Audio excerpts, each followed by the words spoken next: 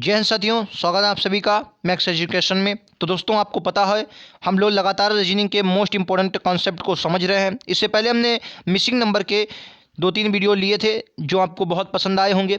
और आज हम रीजनिंग मतलब ऑल एग्जाम के लिए एनालॉजी का टेस्ट करने वाले हैं। एनालॉजी के मोस्ट इंपॉर्टेंट कॉन्सेप्ट को हम लोग समझेंगे। कॉन्सेप्ट के बेसिक पे आधार पर हम लोग प्रश्नों को करेंगे। ये रीजनिंग की क्लास आप किसी भी एग्जाम की तैयारी कर रहे हो आपके लिए मोस्ट इंपॉर्टेंट होने वाली है। तो एनालॉजी का आज ये पहला वीडियो है, ध्यान से क्वेश्चन को समझिए और कॉन्सेप्ट पर नजर गड़ाइए। ठीक है, चलिए पहले प्रश्न को आपको दिखाते हैं। पहला प्रश्न आपकी स्क्रीन पर दिख रहा होगा। क्या होगा इस क्वेश्चन का राइट आंसर बताइए। पहले प्रश्न में आपको ऑप्शन पहले में 95, दूसरे में 115 और सी में आपको 85 और डी में आपको कितना दिया गया, तो कहेंगे डी में आपको 100 दिया गया है। क्या होगा क्वेश्चन का राइट आंसर, आप भी कहिए मैं भी करता हूं। देखिए समझिएगा, बहुत बेसिक सवाल है। सर हम 10 का स्क्वायर, आपको पता होगा 10 का स्क्वायर कितना होता है, तो आप कहेंगे सर 10 का स्क्वायर 100 होता है। ठीक है, ये तो आपको बहुत अच्छे से पता होगा, सिंपल बात है। ठीक है, 10 का स्क्वायर कितना होता है, आप कहेंगे 100 होता है। चलिए अब मैं आपको समझ, देखिए 10 का अगर आप स्क्वायर करेंगे तो कहेंगे आपने 10 का जब स्क्वायर किया तो आप कहेंगे 10 का स्क्वायर करेंगे और प्लस में आपको कितना करना होगा, 11 ऐड करेंगे तो आपका कितना आ जाता है, तो आप कहेंगे सर 111 आपका निकल के आता है, जो कि हमें यहाँ पर दिख रहा है। उसके बाद अगर सर आप 10 का स्क्वायर करते हैं और माइनस में 11 करते हैं, माइनस में 11 करते हैं तो आपको कितना निकल के आएगा, कहेंगे 89 निकल के आएगा, जो कि आपको यहाँ पर दिख रहा होगा। ठीक है, अब आप कॉन्सेप्ट को समझ गए होंगे सर किस प्रकार से आप कॉन्सेप्ट को हल कर सकते हैं। चलिए मैं आपको आगे भी बताता हूँ। इसी प्रकार से अगर आप क्या करें सर, इसी प्रकार से अगर आप करते हैं कि आप 10 का स्क्वायर करें, 10 का स्क्वायर बोलेंगे सर 100 होगा और इसमें आप कितना ऐड कर दें, आप कहेंगे 5 ऐड कर दें तो 105 बोलो निकल कर आएगा, जो कि हमें साफ साफ यहाँ पर दिख रहा होगा। इसी प्रकार से आप क्या करें सर, 10 का स्क्वायर करें, 10 का स्क्वायर कितना होगा, कहेंगे 100 होगा, माइनस का 5 कीजिए आपको 95 निकल के आएगा, जो आपको कहाँ पर ऑप्शन नंबर ए में दिया गया। तो राइट आंसर विकल्प उत्तर ए होगा। बोलो कितना आपको समझ में आया। कॉन्सेप्ट बहुत ही बेहतरीन था। इस कॉन्सेप्ट पर आपको SSC, railway, UP police, Bihar police, Madhya Pradesh, आप किसी भी एग्जाम की तैयारी कर रहे होंगे, यहाँ से प्रश्न आपको 110% मिलेगा। ठीक है, चलिए एक और प्रश्न देखते हैं आपके एग्जाम की दृष्टि से। अगला प्रश्न ये रहा आपकी स्क्रीन पर।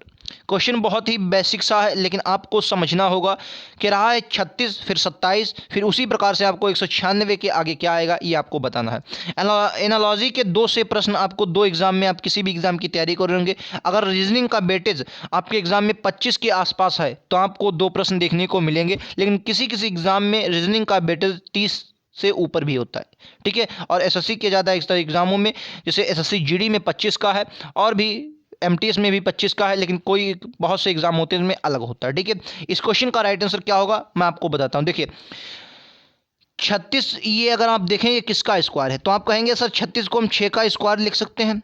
36 सर काहे का स्क्वायर है, तो आप कहेंगे सर 36 जो है ये 6 का स्क्वायर है। समझ में आ गया बिल्कुल, कितना सर क्लियर है, कहेंगे आप 36 जो है ये 6 का स्क्वायर है। ठीक है, अब समझिएगा आगे।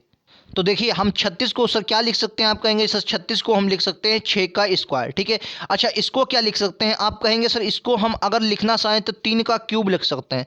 लेकिन क्या सर इसी प्रकार से लिख सकते हैं, तो समझिए सर हमने क्या किया, इस 36 को हमने क्या कर दिया सर, इस 36 को हमने 6 का स्क्वायर में कन्वर्ट कर दिया और इस 6 को जब आया, ये 6 आया तो इसको हमने 2 से मल्टीप्लाई करवा दी, मतलब 2 से भाग करवा दिया तो 3 आया, और इस 3 का क्यूब हमने कर दिया तो आपको कितना वेटेज मिला, कहेंगे सर 27 मिला। ठीक है, मतलब अब मैं समझा रहा हूं तो आपको लग रहा होगा, लेकिन कोई जल्दबाजी नहीं करनी आपको। जब इस वाले कॉन्सेप्ट में आप समझेंगे तो क्या देखते हैं सर, ये 14 का स्क्वायर बन रहा है, किसका स्क्वायर, 14 का। वहां हमने जहां 6 को भाग किया था 2 से, यहां भी आप 14 को 2 से भाग कर देंगे तो कितना बचेगा, तो आप कहेंगे 7 बचेगा। यहां हमने सर भाग करके 3 का स्क्वायर किया, 3 का सॉरी क्यूब किया था, तो यहां भी आप 7 का जब क्यूब कर देंगे तो कहेंगे 7 का क्यूब कितना, बहुत अच्छे से आपको पता होगा सर कितना, 343। बोलो समझ में आया नहीं आया। चलिए मैं एक बार और आपको समझाने की कोशिश कर रहा हूं, जिन लोगों को समझ में आ गया बहुत बढ़िया बात, फिर से समझिए। देखिए ये क्या है सर, ये 36 का स्क्वायर है, मैं बहुत इजीली से आपको समझाता हूं।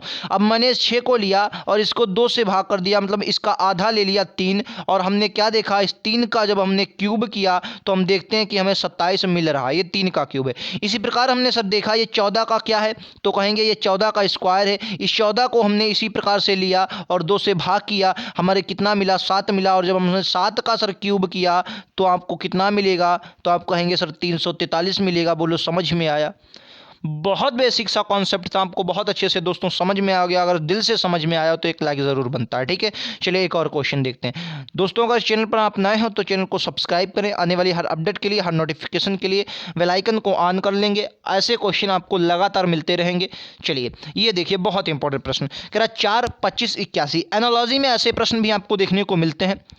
बताना है जिस प्रकार से यहाँ पर आपको संबंध दर्शाया गया है उसी में से इनमें से कौन सा संबंध हो सकता है, ये आपको बताना है। बिल्कुल इजी क्वेश्चन है, आप टक से इस क्वेश्चन को मार सकते हैं। कैसे मारेंगे समझिए, बहुत इजी क्वेश्चन। अगर मैं 4 को लिखूं, अगर मैं 25 को लिखूं, अगर मैं 81 को लिखूं तो आपके दिमाग में सर क्या आ रहा है? आप कहेंगे सर ये 2 का स्क्वायर है, ठीक है, ये 2 का स्क्वायर है। ये सर 25 5 का स्क्वायर है। आप कहेंगे सर ये जो 81 है, आप कहेंगे सर 81 ये 9 का स्क्वायर है। कितने का? 9 का। अब कहेंगे सर इसमें ये तो स्क्वायर किसी का है नहीं। आप कहेंगे सर 48 किसी का स्क्वायर है नहीं, इसमें ये किसी का स्क्वायर है नहीं, ठीक है। और ये आपका ये 9 भी किसी का स्क्वायर है नहीं, सॉरी 3 का स्क्वायर, आई एम सॉरी। तो राइट आंसर क्या होगा? ये रहा 3 स्क्वायर, 3 का स्क्वायर 9 है। आई एम सॉरी, मैं क्यूब को समझ रहा था। तो राइट आंसर आपका सी हो जाएगा। यानी 16, अगर आप 16 को देखेंगे तो कहेंगे सर 4 का स्क्वायर आ रहा है। 64 को देखेंगे 8 का स्क्वायर आ रहा है। और 100 को देखेंगे 10 का स्क्वायर आ रहा है। तो राइट आंसर आपका क्या हो जाएगा? आप कहेंगे सर इस प्रकार से आपका स्क्वायर में बन सकता है। अगर एक क्वेश्चन और हमें स्क्वायर में देखते तो हम इसका सीरीज देखते कि किस प्रकार से सीरीज कहा गया, लेकिन एक ही हमें मिला। तो राइट आंसर आपका सी हो जाएगा। किन किन लोगों को समझ में आया एक बार कमेंट बॉक्स में ज़रूर बताएंगे क्वेश्चन आपको कैसे लगे। चलिए एक और क्वेश्चन आपको दिखा रहा हूँ जो मैंने थंबनेल पर लिया था, और ये क्वेश्चन एसएससी से लगाकर रेलवे तक लगाकर कई बार एग्जाम में प्रश्न पूछा गया, और इस कॉन्सेप्ट के प्रश्न भी कई बार आए हैं। इस बेसिक पर आपको क्वेश्चन को समझना चाहिए। बहुत इंपॉर्टेंट प्रश्न है आपके एग्जाम की दोस्तों दृष्टि से। क्या होगा इस क्वेश्चन का राइट आंसर? चलिए मैं आपको बताता हूं। यह बहुत इंपॉर्टेंट प्रश्न है आपके एग्जाम की दृष्टि से, तो इस क्वेश्चन को आप लोग जरूर समझिए। राइट आंसर क्या होगा चलिए मैं आपको बता रहा हूं। चलिए क्वेश्चन को इस प्रकार क्वेश्चन को समझिए। देखिए अगर हम सर 3 का क्यूब करें, आप कहेंगे, अब आपको समझ में आ गया होगा सर 3 का जब हम क्यूब करें तो कहेंगे सर 3 का क्यूब हमें 27 प्राप्त होता है। और इस 27 में अगर हम सर प्लस का 3 ऐड कर दें तो क्या आप कह सकते हैं सर 30 हमें प्राप्त होगा? बोलो समझ में आ गया? फिर से एक बार सर समझिए, कह रहा सर 3 का हम क्यूब कर दें तो आपको पता होगा 3 का क्यूब सर 27 होता है। और 27 में अगर हम 3 ऐड करते हैं, कितना ऐड करते हैं सर? आप कहेंगे 27 में अगर हम 3 ऐड करते हैं तो आपका 30 बिल्कुल करेक्ट आंसर निकल के आएगा जो आपको दिया गया है। इसी प्रकार अगर आप 7 का क्यूब करेंगे तो आपको कहेंगे सर 7 का क्यूब में 343 निकल के आ रहा है। 343 में सर कितना ऐड करें? तो अगर 3 ऐड करना अगर चाहते हैं तो आपको 3 में ऑप्शन दिख नहीं रहा, तो इसीलिए हम 7 को ही ऐड करेंगे। तो 7 को जब आप ऐड करेंगे तो 350 होगा, जो को ऑप्शन नंबर डी में दिख रहा होगा। बोलो समझ में आया? कॉन्सेप्ट कैसा लगा आप ज़रूर बताएं। एक प्रश्न और भी अभी प्रश्न मैं आपको बता रहा हूँ, लेकिन दिल से अगर पसंद आ रहा हो तो एक बार लाइक ज़रूर दोस्तों कर देंगे। अच्छे प्रश्नों के साथ हाजिर हुआ हूँ, एक एक प्रश्न को समझेंगे, बहुत बेहतरीन से प्रश्नों को समझते हुए चलेंगे। चलिए एक और प्रश्न मैं आपको दिखा रहा हूँ, और ऐसे एनालॉजी में कई प्रश्न आते हैं। एनालॉजी ऐसे प्रश्न मतलब एग्जामिनर आपका ऐसे प्रश्न आपसे उम्मीद करता है। जैसे बी का संबंध 16 से दिया गया, इसी प्रकार डी का संबंध अगला क्या होगा? एग्जामिनर ऐसे प्रश्न आपसे जानने की कोशिश ज़रूर करता है। क्वेश्चन का राइट आंसर क्या है ज़रूर बताएं। क्या होगा इस क्वेश्चन का राइट आंसर हमें समझाइए। आप समझिएगा दोस्तों, ये बहुत ही इजी क्वेश्चन है। इसको कैसे कर सकते हैं? तो आप क्या कहेंगे सर, इसकी अगर हम यूनिट डिजिट निकालें तो आप क्या कहेंगे सर? ये 2 पर आता है। कितने पर आता है? 2 पर आता है। और अगर 2 की घात हम 4 करें तो आपको क्या पता है सर 2 की घात कितनी?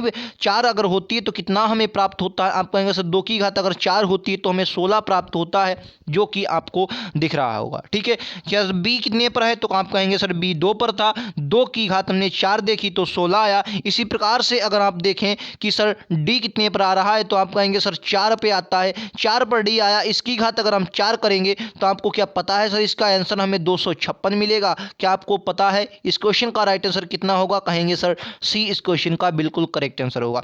वीडियो कैसा लगा अंत में ज़रूर बताएं। चारों प्रश्न 5 प्रश्न में से आपने कितने हल किए ये भी हमें बताएं। प्रश्न कैसे लगे ज़रूर बताएं, और इससे लगातार प्रश्नों के लिए आप हमारे चैनल को ज़रूर सब्सक्राइब करें। आपको 110% बेहतरीन कॉन्सेप्ट के साथ अच्छे प्रश्नों के साथ मैं हाजिर होता हूं। मिलते हैं अगले वीडियोज़ में। आज के लिए इतना ही। Thank you.